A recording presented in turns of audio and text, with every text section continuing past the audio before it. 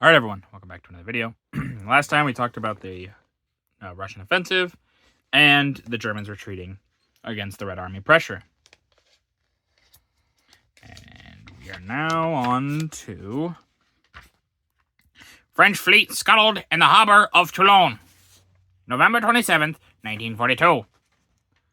The glory that was France. On November 27th, German troops entered Toulon to seize the major part of the French fleet which lay in the harbor there. But before they could reach the harbor, the French naval commander, Admiral de Liberté, gave orders for all the ships to scuttle themselves. The captain stayed on there. I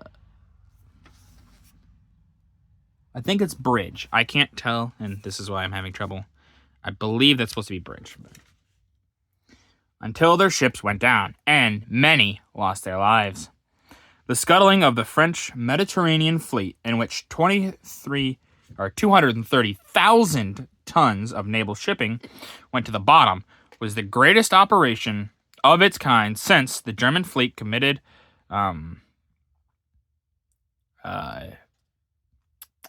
German fleet lost. We'll just say that. The German fleet lost at Scapa Flow in June 1919. Among the warships destroyed were the 26,000-ton battleship Dunkirk and Strasbourg, and the old 22,000-ton battleship Provence, the 10,000-ton cruiser Algiers, Colbert, Foch, and Dupleix, and the 7,600-ton cruisers Jean de Vienne and La Galissonière and La Marseillaise. I could be wrong about that. 28 destroyers and 20 submarines were also sunk. The drawing by Charles Condell gives a striking impression of the scene at Toulon as the ships went down. So obviously we don't have a picture, but this drawing, you can see. And you can imagine just the absolute devastation. This is a huge fleet just gone. The Germans were probably furious. The Führer himself was probably furious. Yeah, have fun and get it. Yeah. The amount of shipping gone here. I mean, like they said, 230 tons. That's ridiculous. That's a huge number. But the French were not going to give up that easily to the Germans, no matter what. British and Americans forced back in Tunisia. December 1st to 4th, 1942. Germans counterattack in Tunisia. By December 1st, the most bitter fighting in Tunisia was centered around Matur and Djedi, where the Germans launched a heavy counterattack with intensive air support. At first, the enemy failed to break up the First Army's thrust between Bizerta and Tunis, but further counterattacks caused the Allies to fall back. By ceaseless dive bombing and repeated tank attacks, the enemy made all-out efforts to dislodge the British advance units before General Anderson was able to bring his main force up to the battlefront.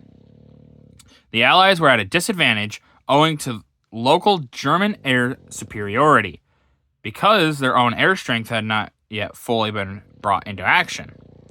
On December 4th, enemy forces recaptured Djedi and held it against attacks by British infantry and American tanks. Taburuba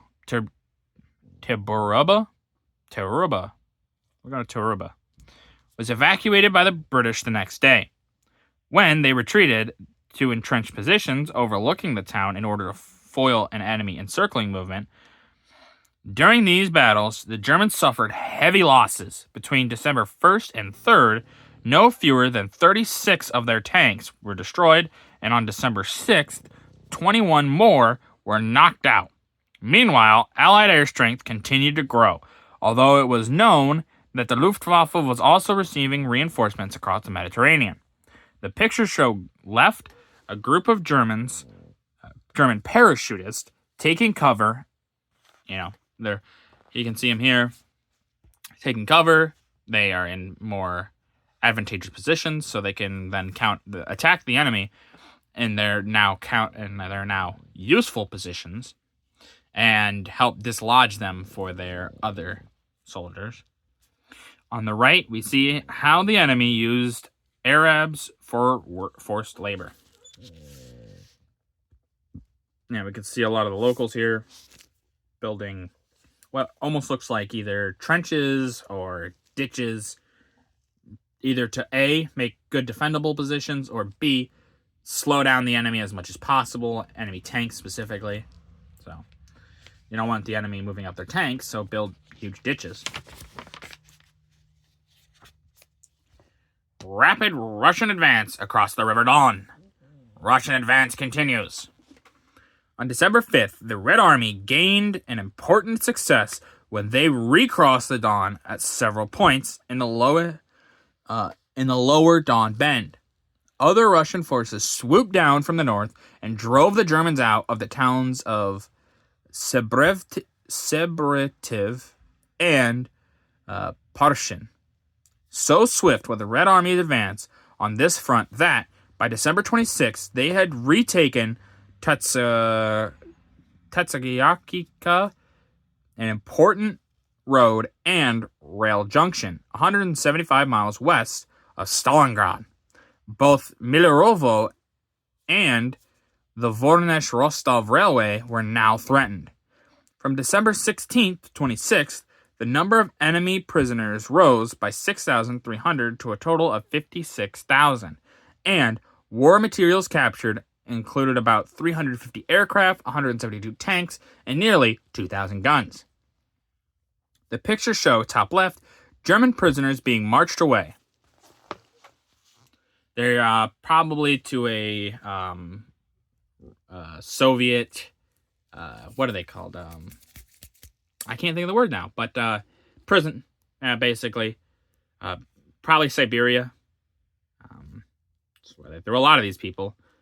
And some awful conditions that they will have to go through. Bottom left, Russian women soldiers being questioned after their capture. So we see these are Germans, and they're questioning these Russian women soldiers. It's not very common back then, obviously. The Soviets used women as soldiers effectively enough.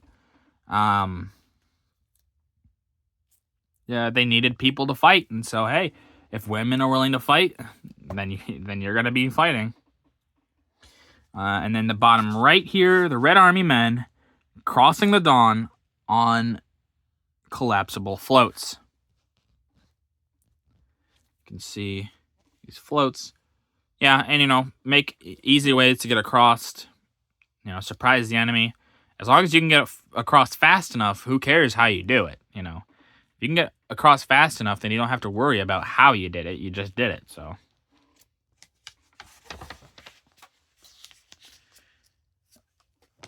the President Coolidge goes down in the Pacific. December 12th, 1942. American troopship lost. On December 12th, while carrying troops to a destination in the Pacific, the President Coolidge hit an enemy mine off a small island in the Solomons Group. Captain Henry Nelson, who was in command of the ship, rammed the stricken ship onto a coral reef. She slid off the reef, turned turtle, and sank. But as a result of Captain Nielsen's prompt action, only 2 lives were lost, although there were 4,000 troops on board. This picture shows the troops scrambling down cargo nets from the transport. How did they get this picture? That's what I want to know. Who took this picture? Who was like, oh yeah, we're all going down. Get off. I'm going to take a picture. But yeah, you can see them. They're just scrambling as fast as they can as this ship's going, it's going down. And they're like, we got to get off now. The assassination of Admiral Daron. December 24th, 1942. Christmas Eve tragedy.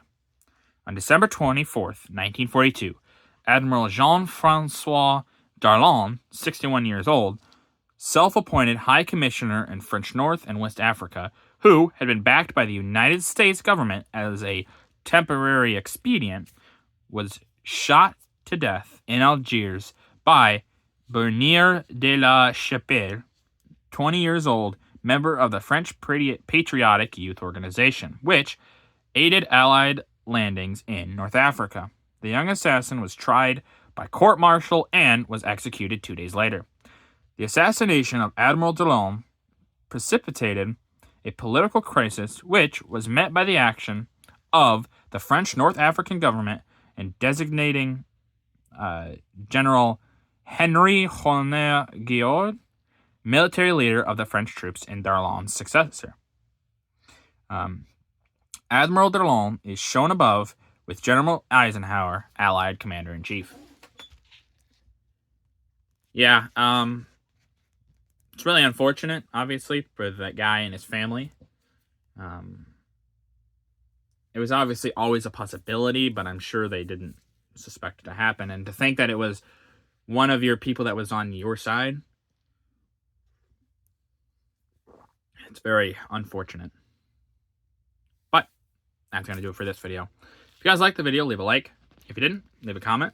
Tell me what I can improve on. I always appreciate your feedback. And as always, subscribe. It really does help out the channel. Thank you.